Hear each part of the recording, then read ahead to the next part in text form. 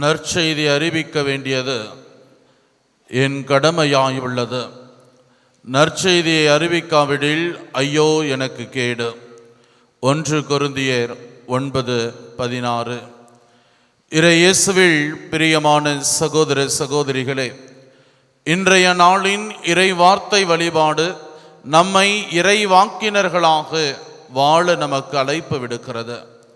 யார் இந்த இறை வாக்கினர்கள் என்று பார்க்கிற பொழுது, இறைவனின் வார்த்தையை மக்களுக்கு கொண்டு வருபவர்கள், இறைவனின் வார்த்தையை மக்களுக்கு எடுத்துரைப்பவர்கள்தான் இறை வாக்கினர்களாக இருக்கிறார்கள். அவர்கள் மக்களின் வாழ்வு எப்படி இருக்க வேண்டும், மக்களின் வாழ்வு எப்படி இருக்கக்கூடாது என்பதற்கான சிறந்த வழிகளை மக்களுக்கு காண்பிப்பவர்கள். இந்த இறைவாக்கினர்களை பொதுவாக 2 விதங்களிலே பார்ப்பார்கள்.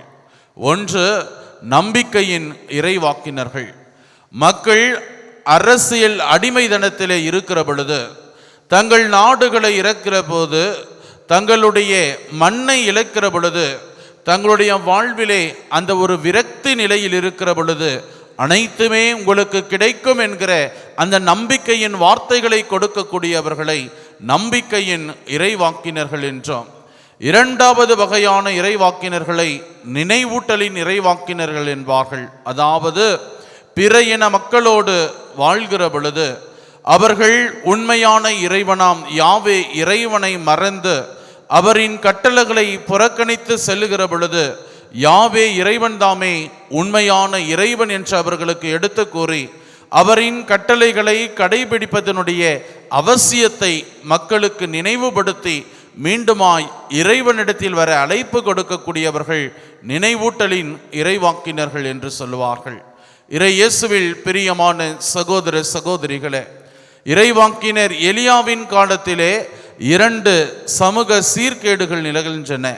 இஸ்ராயேல் மக்களின் வாழ்க்கையிலே ஒரு விதமான தோய்வு ஏற்படுகிறது. அப்பொழுது அந்த சீர்கேடுகளை மக்களுக்கு சுட்டி காட்டி உண்மையான பாதை எது என்பதை மக்களுக்கு காண்பித்து இறைவனின் வழியில் வாழ அழைப்பு கொடுத்தவர்தான் இறைவாக்கினர் எலியா. அவர் வாழ்ந்த சமகாலத்திலே அநீதி காணப்பட்டது. இஸ்ராயேல் மக்களை ஆண்டு வந்த ஆகாபு என்கிற அரசன் தன்னலம் கொண்டு தன் சுகத்திற்காக தான் ஒரு நலமான வாழ்வு வாழ வேண்டும், இன்புற்று மகிழ வேண்டும் என்பதற்காக எந்த அநீதியையும் செய்ய அவன் முற்பட்டான். அதனுடைய விளைவுதான் 1 அரசர்கள் புத்தகம் 21வது அதிகாரத்தில் நாம் வாசிக்கிறதை போல நாபோத்தின் திராட்சை தோட்டத்தை பகிர்ந்து கொள்கிறான். இதையே எலியா இறைவாக்கினர் சாடுகிறார்.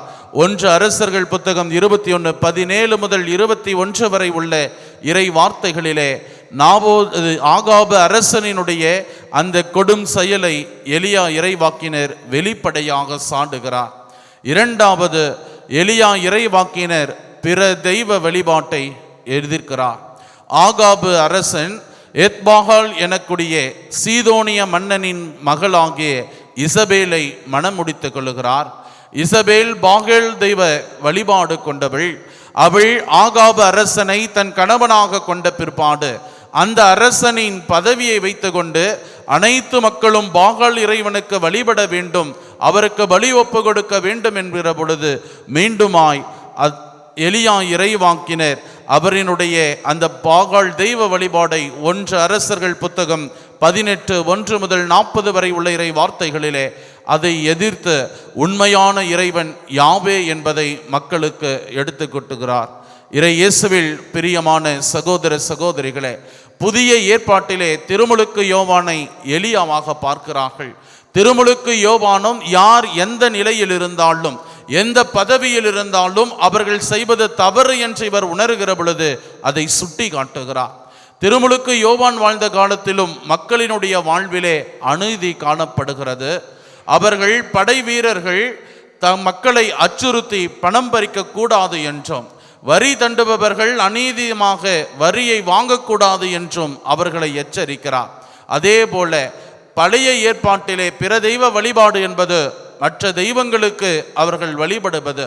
ஆனால் புதிய ஏற்பாட்டிலே பரிசேயர்கள் சட்டங்களையும் மக்கள் ஏதோ அரசன் தன்னுடைய பதவியையும் சொத்தையும் மக்கள் பணத்திற்கு முக்கியத்துவம் கொடுத்து கடவுள் இருக்கக்கூடிய இடத்திலே இவற்றையெல்லாம் வைத்து பார்த்த பொழுது நீங்கள் மனம் மாறியவர்கள் என்பதை உங்கள் வாழ்விலே காட்டுங்கள் என்கின்ற வார்த்தைகளை கூறி மக்களை எச்சரிக்கிறார். இயேசுவில் பிரியமான சகோதர சகோதரிகளே, இறைவாக்கினர்கள் என்பவர்கள் பழைய ஏற்பாட்டிலும் புதிய ஏற்பாட்டிலும் மட்டும் தோன்றி அதோடு நின்று விட்டவர்கள் அல்ல. நாம் வாழ்கிற சூழலிலும் கூட புனித பவுலடியாரின் வார்த்தைகளுக்கேற்ப நம்முடைய வாழ்விலே நற்செய்தியாளர்களாக இறைவாக்கினர்களாக வாழ அழைக்கப்படுகிறோம். நாம் இருக்கிற இடங்களிலே, வாழ்கிற இடங்களிலே, பணி செய்கிற இடங்களிலே அநீதி தலை தோங்குகிற பொழுது, மக்கள் நசுக்கப்படுகிற பொழுது அவர்களுக்கு குரல் கொடுக்கக்கூடிய இறைவாக்கினர்களாக வாழ நீங்களும் நானும் அழைக்கப்படுகிறோம். சிந்தித்து பார்ப்போம். என்னுடைய வாழ்விலே மற்ற நான் வாழ்கின்ற இடங்களிலே அநீதி நிலைக்கிற பொழுது, மக்கள் இறைவனை விட்டு பிரிந்து செல்லுகிற பொழுது நான் எத்தகைய மனநிலை கொண்ட மனிதனாக வாழ்ந்து கொண்டிருக்கிறேன்? பவுலடியாரை போல நற்செய்தி அறிவிக்க வேண்டிய பொறுப்பு எனக்கு உள்ளது, அது என் கடமை. இல்லாவிடில் ஐயோ எனக்கு கேடு என்பதை உணர்ந்து மக்களுக்கு நல்வழியை காட்டுகிற இறைவாக்கினராக நான் வாழ்ந்து கொண்டிருக்கிறேனா என சிந்திப்போம். தென் அமெரிக்க நாட்டிலே இருந்த பேராயர் ஆஸ்கார் ரொமேரியோ இருந்த அந்த இராணுவ ஆட்சியினுடைய நிலையை அவர் சுட்டி காட்டியதால் திருப்பலி நிகழ்கிற பொழுதே அவர் சுட்டு கொல்லப்படுகிறார். அவரும் நவீன காலங்களிலே மக்கள் ஒரு கிறிஸ்தவனின் வாழ்வு எப்படி இருக்க வேண்டும் என்பதை தெள்ளத் தெளிவாக காட்டுகிறார். திருவருகை காலத்தின் 2வது வாரமாக்கிய இறைவாக்கினர்களின் அந்த வார்த்தைகளை நினைத்து சிந்தித்து கொண்டிருக்கிற நீங்களும் நானும் இறைவாக்கினர்களாக வாழ அழைக்கப்படுகிறோம்.